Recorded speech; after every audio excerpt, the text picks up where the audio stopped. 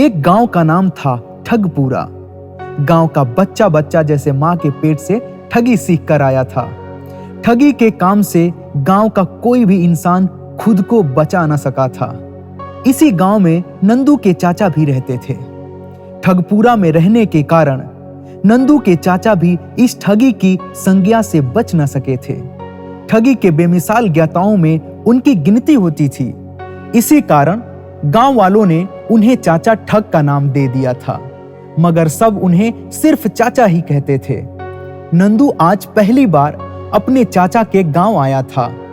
इसी कारण वह गांव के लोगों के स्वभाव से परिचित नहीं था।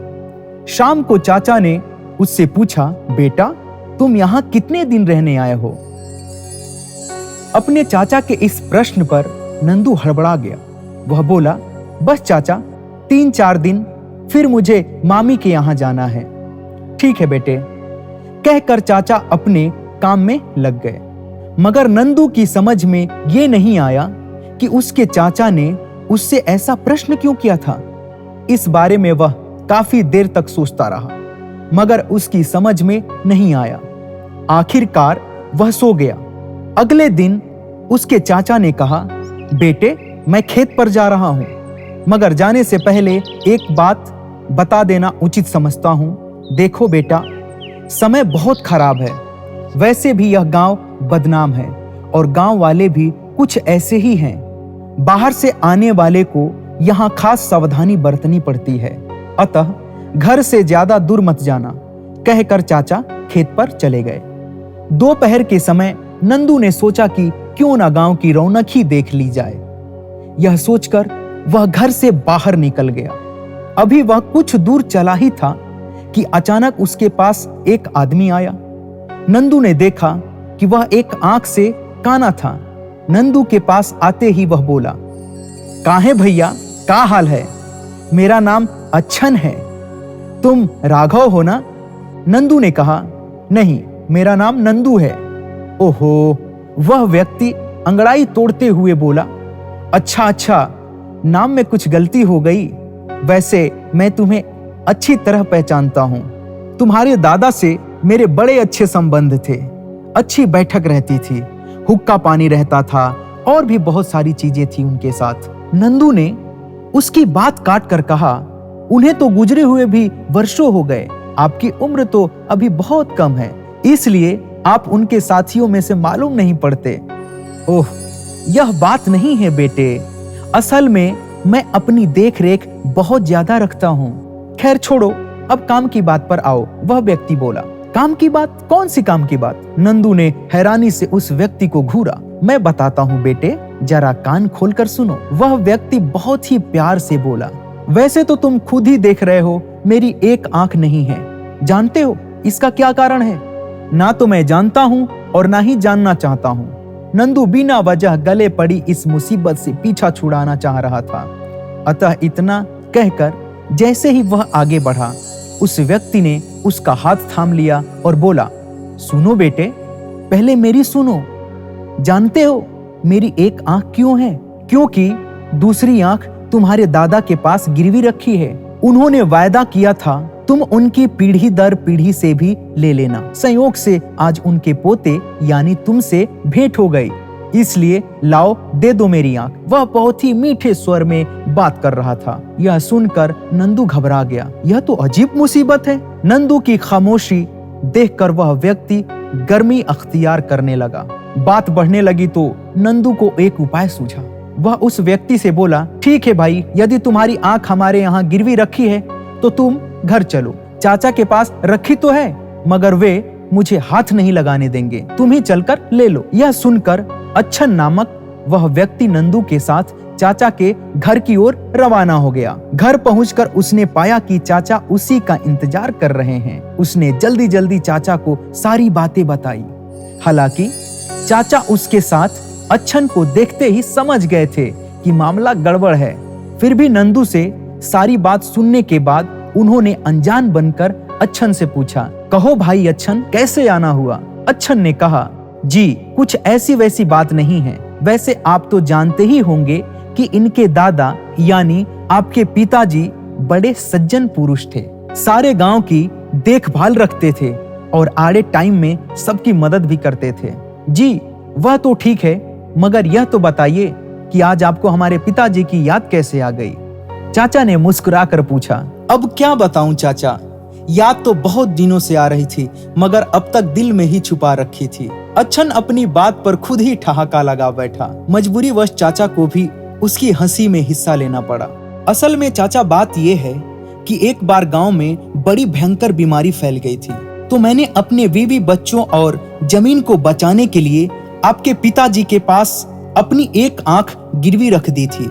अब ये रही उधार ली गई रकम, और अब मैं नंदू से अपनी आंख वापस मांग रहा हूँ। यह इस बात के फैसले के लिए मुझे आपके पास ले आया। तब चाचा ने अच्छन को समझा बुझाकर एक दिन की मोहलत ले ली। अच्छन के जाने के बाद चाचा ने नंदू से कहा, देखा हो गया ना लफड़ा, इसलिए मैं तो तुमसे पूछ रहा था कि कितने दिन रहोगे। नंदू चुप रहा।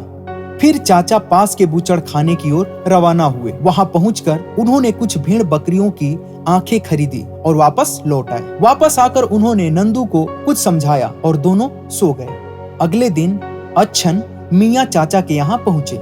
उन्होंने देखा कि चाचा घर पर नहीं है। उन्होंने नंदू पर अपनी हैकड़ी जमानी शुरू कर दी।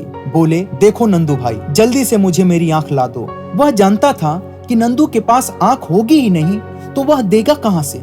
मगर नंदू ने उसकी आशाओं पर पानी फेर दिया। वह तेजी से अंदर गया और चाचा की योजना के तहत वह अंदर से एक बकरी की आंख ले आया और अच्छन से बोला, लो भाई तुम्हारी आंख। अच्छन ने चौंक कर नंदू की हथेली पर रखी आंख को देखकर फिर उसे अपने हाथ में लेकर उलट पुलट कर देखने लगा। वह मन ही मन परेशान भी हो रहा था, मगर आखिरकार ठगपुरा की इज्जत का प्रश्न था। उलट पुलट कर देखने के बाद अच्छन ने मुंह बनाकर कहा, यह तो बड़ी है, यह मेरी आंख नहीं है। वह समझ रहा था कि नंदू के पास वही एक आंख होगी, मगर ऐसा तो था ही नहीं।